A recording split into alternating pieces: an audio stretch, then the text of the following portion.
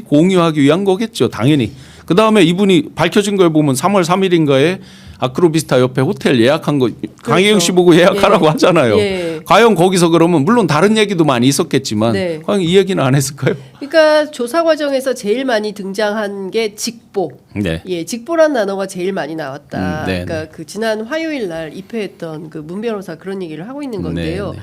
지금 다 입국 탓을 하고 있는데 네, 네. 본질은 명태균 씨가 아니라는 겁니다. 네. 예, 명태균 씨에게 이것을 의뢰하고 소위 얘기하면 드러나면 본인들에게 선거법상 위험이 그렇죠. 되니까 전부 공짜로 네. 자료를 남기지 않고 네, 네. 증거 없는 가운데 이 조사를 돌려서 네. 내 당선에 도움이 되게 쓴 겁니다. 명태균 그러니까 씨를. 제가 엊그제 이제 오세훈 시장께서 네.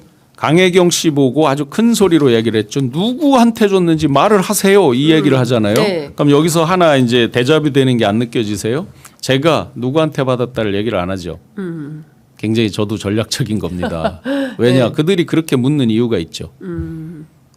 뻔하잖아요. 예. 예를 들어 강혜경 씨는 누구한테 갔는지 잘 몰라요. 분명히. 네, 예. 명태균 씨가 알아서 줬겠죠. 그게 그렇겠죠. 누구든 간에. 네. 그러면 받은 사람 꼬리 자르면 어떻게 되는 거예요? 이유 없이 그러면 강혜경 씨가 그분한테 미안해지는 거고 다 그런 거 아니에요? 그렇죠. 황당해지는 예, 거죠. 예. 사건이 변질되는 거죠. 맞습니다. 나는 못 봤다. 예. 까지 하면요.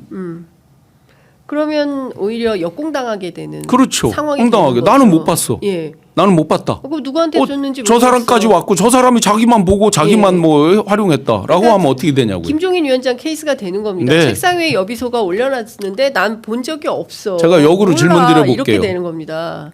역으로 질문 드려볼게요. 그럼 여비서께서는 예. 벌써 왜 3년 거기다- 전 일인데 예. 어떻게 톡 그것만 기억을 합니까? 상식적으로요. 그러니까요. 여비서가 잘못됐다는 말이 아니고 예. 얼마나 옹색하게 변명을 하면 김종인 어르신께서도 얼마나 옹색하게 변명하면 그런 변명을 하시냐 이거예요. 김종인 위원장도 바뀌었죠. 초반에는 명태균 씨를 향해서 미친 X라고 욕하고 뭐 나를 팔아먹으려고 하는 사람이다. 전화는 무슨 전화라니 난 그 사람한테 전화한 적이 없다. 그랬다가 지가 전화하니까 내가 전화를 받은 거지 얘기하고 제가 어제 명태균 씨 부인하고 길게 네. 통화를 했는데요.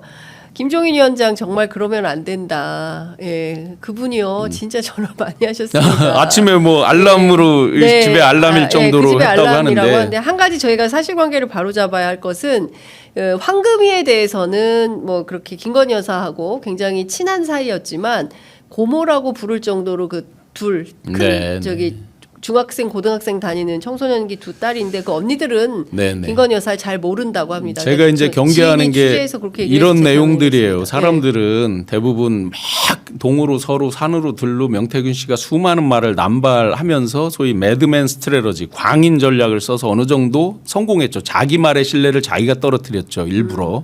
어떻게 보면 저는 일부러 했다고 봅니다.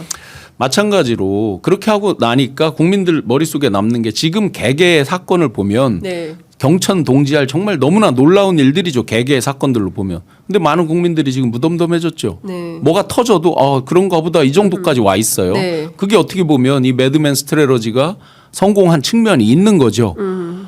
그래서 실제로 기억 속에 남는 건 오빠가 누구야.